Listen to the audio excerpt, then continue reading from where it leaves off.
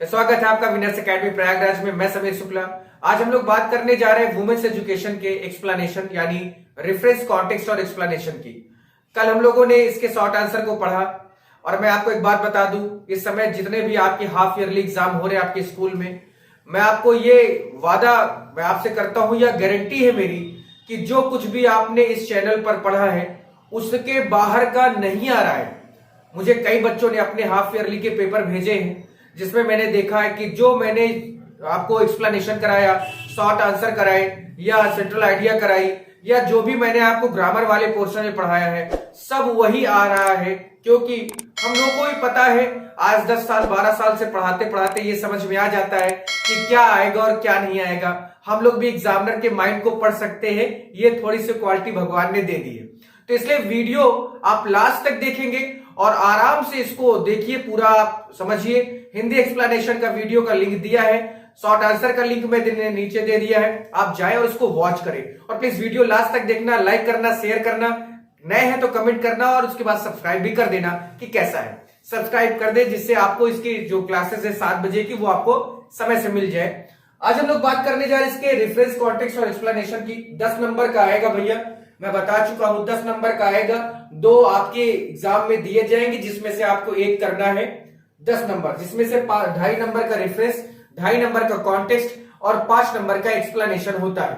तो यहां पर बात करेंगे वुमेन्स एजुकेशन की, क्योंकि ये एक सोशल मैसेज का एक एजुकेशन ये लेसन था। तो शुरुआत करते हैं कि ऐसे इसको लिखा जाए कि इन दीज लाइंस, ये सारी चीजें मैंने कई बार आपको बताई हैं कि इन दीज लाइंस, या सॉरी यहां पर इन दीज लाइन ना करके दीज लाइंस होना चाहिए था, क्योंकि हम लोग अपने शब्दों में लिखते हैं तो थोड़ा सा मुश्किल जरूर होता है, लेकिन हम लोग टू द वर्ड लिख सकते हैं कि आखिर इस 4-10 लाइन में क्या पूछा जा रहा है वो हम अपने शब्दों में लिख सकते हैं। तो these lines have been taken, these lines have been taken कहां से लिया गया है भैया? तो मैंने आपको बताया है कि जब भी आप लिखें लेसन का नाम तो आप उसको किसी दूसरी पेज से लिखें, जो आपको तुरंत, जो एग्जामिनर चाहता है कि आप वो सारी चीजें, आपकी ये सब चीजें नहीं देखना चाहता, वो केवल ये चाहता है कि देखना चाहता है कि आपको पता है कि नहीं ये 4-10 लाइन जो पूछी गई है वो किस लेसन से है एंड किसके द्वारा लिखी गई है एंड रिटेन बाई, ठीक है, रिटेन बाई करके उसको भी आप, जो इनका राइटर है वो भी लिखे, उसको आप कि एस सर्वपल्ली राधाकृष्णन,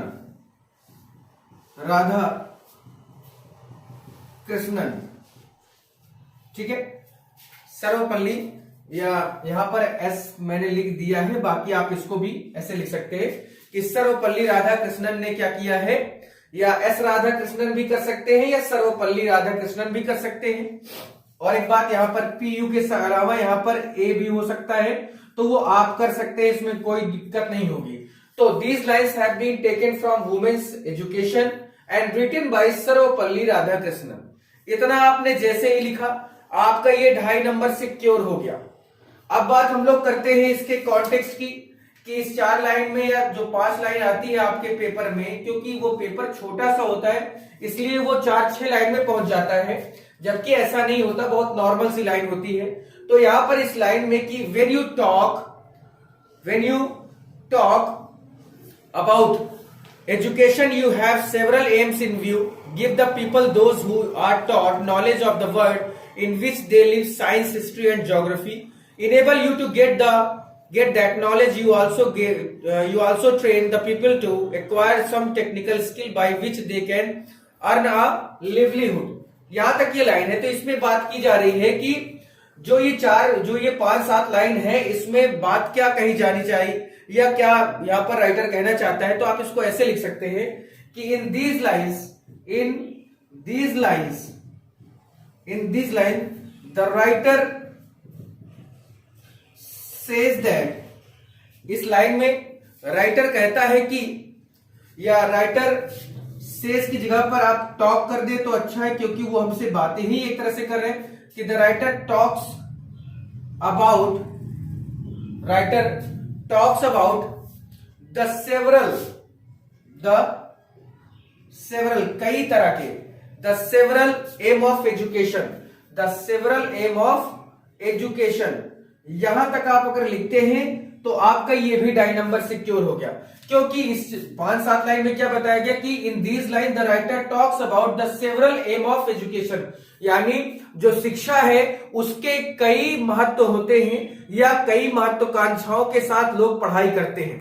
इन्हीं सब चीजों को इस 5 या 6 लाइन में बताया गया है। आपको मैंने हिंदी एक्सप्लेनेशन इसका दिया है, आपको बहुत ज्यादा परेशान होने की जरूरत नहीं है, बस आप लाइन याद रखो कि व्हेन यू टॉक से लेकर लिवलीहुड आएगा तो आपको ये चीज जानकारी होनी चाहिए कि इसका रेफरेंस क्या है और इसका कॉन्टेक्स्ट क्या है। आप चाहे तो इसको और भी बढ़ा सकते हैं, लेकिन फिर मैंने आपसे कहा है कि बहुत ज्यादा आप शब्दों को भी लिखेंगे तब भी कोई मतलब नहीं, क्योंकि राइटर केवल वो मेन चीजें देखना चाहता है जो उसके लिए जरूरी है, कि वो ये चाहता है कि आपको इस 7 लाइन में क्या बताया गया वो आपको पता है कि नहीं पता। जैसे ही आपने ये चीज लिख दी कि सेवरल एम ऑफ एजुकेशन, वो समझ जाएगा कि हाँ आपने पढ़ा है या लिखा है या आपने अपने शब्दों में लिखा है या कहीं से कॉपी किया है, वो सारी चीजें समझ जाते हैं। इस वजह से ये इंपॉर्टेंट है। अब बात हम लोग इसके एक्सप्लेनेशन की करते हैं। यहां पर हम लोग एक्सप्लेनेशन देखेंगे, क्योंकि मैंने आपको बताया है कि यहां पर यह बताया जा रहा है कि केवल पढ़ाना ही मकसद नहीं होता, क्योंकि शिक्षा के और भी उद्देश्य होते हैं, तो उन्हीं उद्देश्यों के बारे में बात की जा रही है। और देखिए सबसे ज्यादा थोड़ा सा आपको प्रॉब्लम हो सकती है इस लेसन में, क्यों? क्योंकि इसमें कोई स्टोरी नहीं, किसी राजा महाराजा की कहानी नहीं, किसी बच्चे की कहानी नहीं, किसी के ऐसी कोई कहानी नहीं जो आपको इंटरेस्टिंग लगे। तो हो सकता है ये लेसन ही आप थोड़ा इससे दूर भाग रहे हो, लेकिन आपको भागने की जरूरत नहीं है, क्योंकि ऐसे लेसन से ही अक्सर क्वेश्चन पूछ लिए जाते हैं। तो आप भागे नहीं, आप कोशिश करें समझने की, और 1-2 क्वेश्चन इसमें से याद कर लो, 4 बहुत आएगा, आता भी भाई, ये बात मैंने कहा है। और एक थोड़ा सा बातें मैं आपसे कहना चाहूंगा कि ये आप इसके बाद आपके प्रोज का लास्ट लेसन होगा, फिर आपका प्रोज पोइट्री शॉर्ट स्टोरी खत्म हो जाएगा। फिर मैं 11th क्लास की भी जो लिटरेचर वाला पार्ट है वो हो सकता है मंडे से शुरू कर दूं, और डेली आपको 2 क्लास मिला करेगी, एक ग्रामर की और एक 11th क्लास के लिटरेचर की। तो गेट रेडी उसके लिए भी। सबसे पहले बात करेंगे एक्सप्लेनेशन की। तो बताया गया कि the writer says that, writer कहते हैं कि एजुकेशन हैज डेफिनिट पर्पस और एम, कि शिक्षा का अपना क्या होता है, एक एम होता है, एक जो कह सकते हैं कि टारगेट होता है, गोल होता है, यानी उसका अपना एक उद्देश्य होता है। When we impart education to the students, जब हम लोग एजुकेशन बच्चों को दे रहे होते हैं या देते हैं, we have number of aim in front of us, तो हमारे सामने कई प्रकार के उद्देश्य दिखाई देते हैं।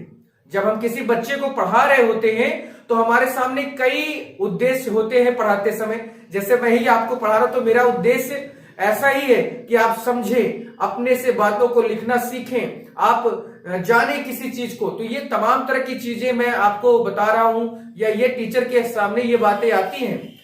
तो the first purpose is to give the student the knowledge of the world. सबसे पहला उद्देश्य होता है शिक्षा देने का एक स्टूडेंट को, वो क्या होता है कि वो सांसारिक नॉलेज, सांसारिक ज्ञान बच्चे को जरूर दे।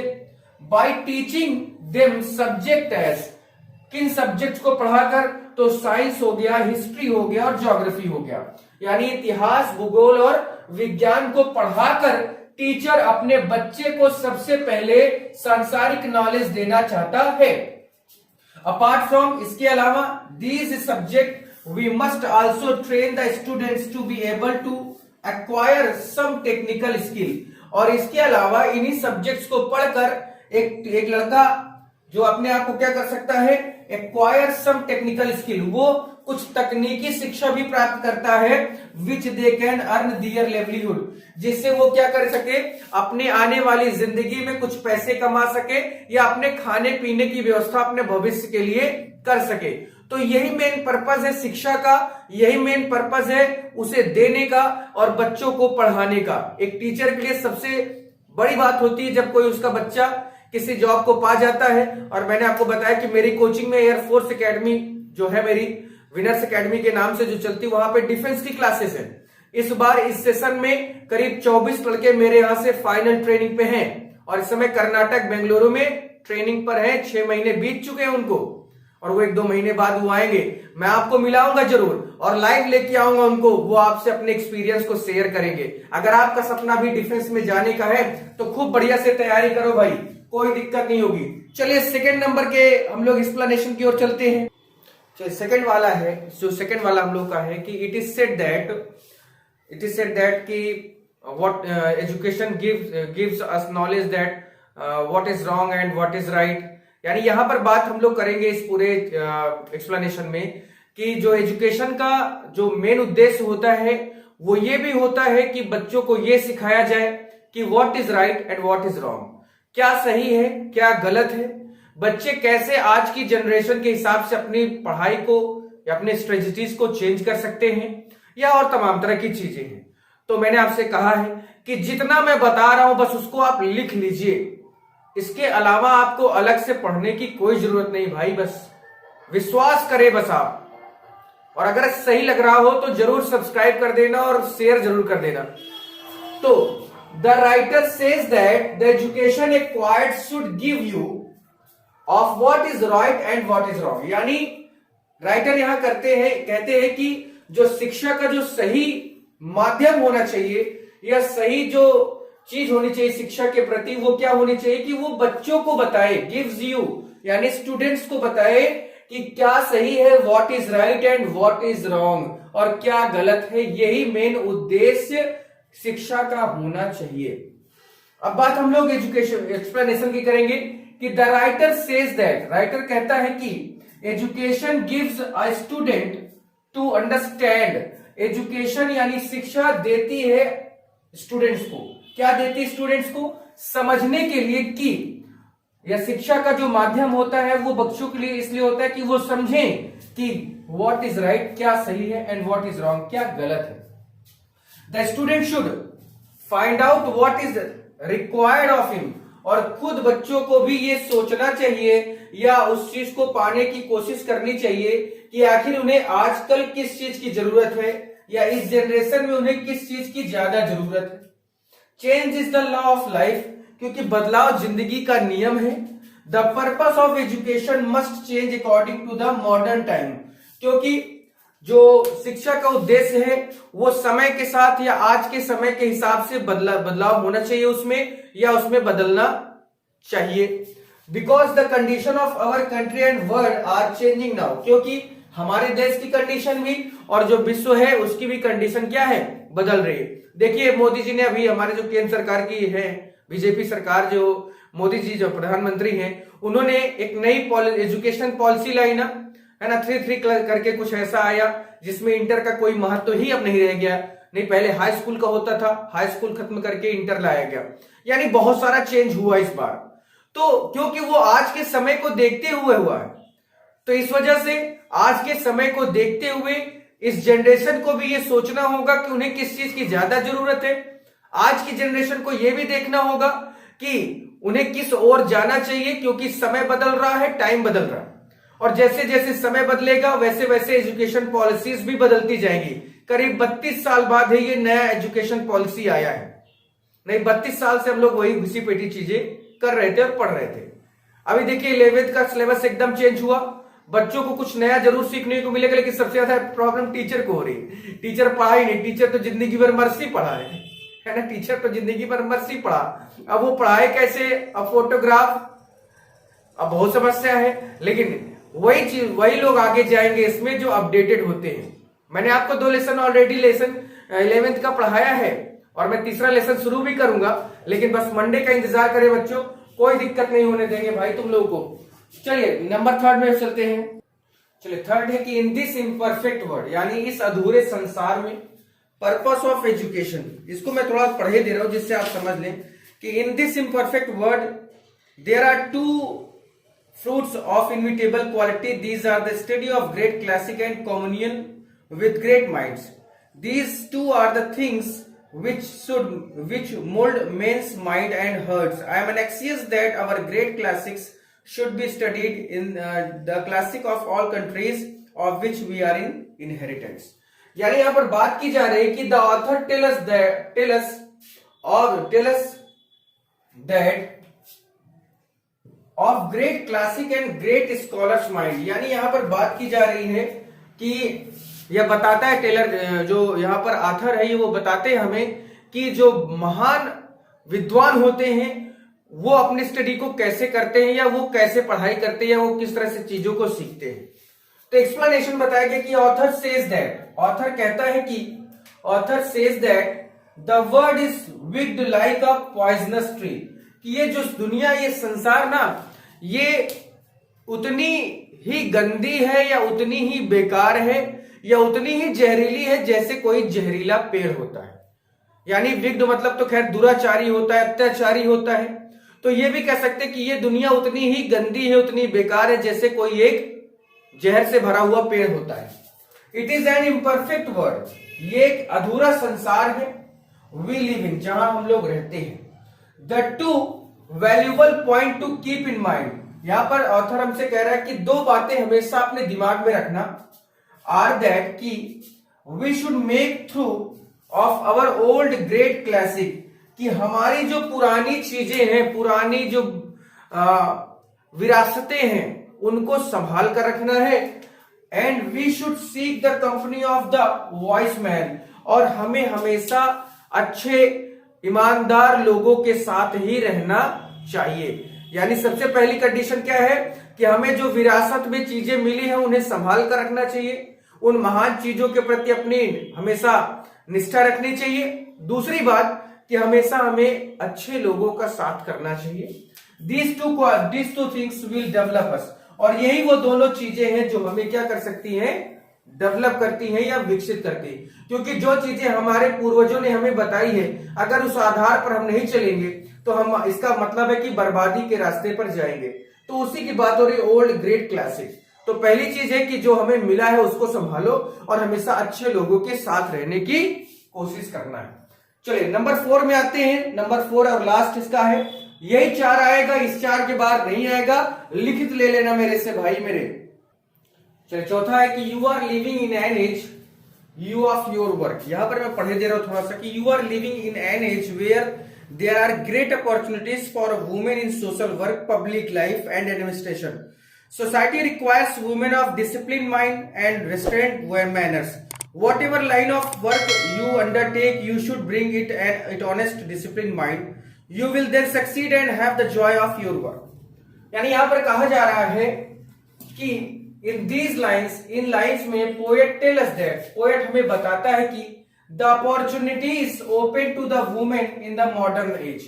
यानी आज के युग में, आज के समय में महिलाओं के लिए अवसरों की कमी नहीं है, या अवसर ने अपने दरवाजे खोल दिए हैं।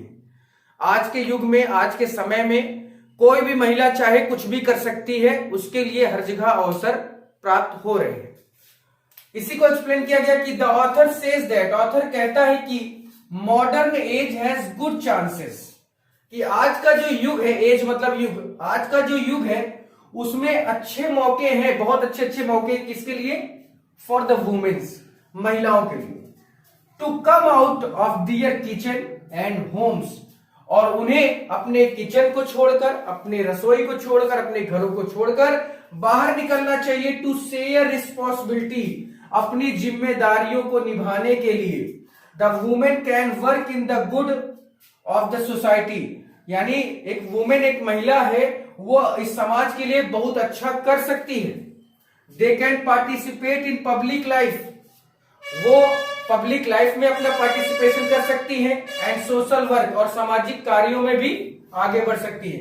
The modern society of India is need of capable women, आज की जो भारतीय जो समाज है वो, उन्हें जरूरत है एक सक्षम महिला की, जिसके अंदर they have to be honest and discipline mind, जो ईमानदार हो, सही ढंग से हर काम करने में सक्षम हो, सो दैट, ताकि they will get success in every field of life, ताकि वो खुद भी अपने अपने किसी भी क्षेत्र में, फिर वो चाहे जो भी उनका, जिधर भी उनका जाने का इच्छा हो, जिधर भी वो जाना चाहते हैं, उधर उनको अच्छी वो अपनी स्थिति बना सके, या हर फील्ड में उन्हें सक्सेस मिल सके। तो यही था चार इसका कॉन्टेक्स्ट। मैं फिर से कहता हूं कि मैं कोई आपको फर्जी चीजें पढ़ाकर आपका समय नहीं बेकार करना चाहता। मैं वही चीजें पढ़ा रहा हूं, वही चीजें बता रहा हूं जो पिछले 10 सालों से मैंने सीखा है, जाना है। तो एक बार आप इस वीडियो को देखिए पूरा, आपने देखा अच्छा लगा और थैंक यू उसके लिए। तो फिर उसके बाद आप अपने एग्जाम को दीजिए, फिर मेरे से बताइए अभी आपका हाफ ईयरली एग्जाम हो रहा होगा, नहीं हो रहा होगा तो होगा, तो मुझे बताना कि हाँ सर आपने जो पढ़ाया वो आया या नहीं आया, है ना। I'm eager to know, मैं खुद बहुत उत्सुक हूं कि मैं जानूं तो कि हाँ क्या हुआ, कैसा आपका पेपर आया। तो फिर आज के लिए इतना ही। वीडियो को लाइक कर देना, शेयर कर देना, नए हो तो सब्सक्राइब कर देना और कमेंट करके बताना कि कैसा है। कल हम लोग लास्ट लेसन शुरू करेंगे प्रोज का, उसके बाद फिर आ जाएंगे 11th क्लास की लिटरेचर के लिए और ग्रामर के लिए। फिर उस पर ग्रामर पर तो वर्क होता ही रहेगा। फिर आज के लिए इतना ही, थैंक यू।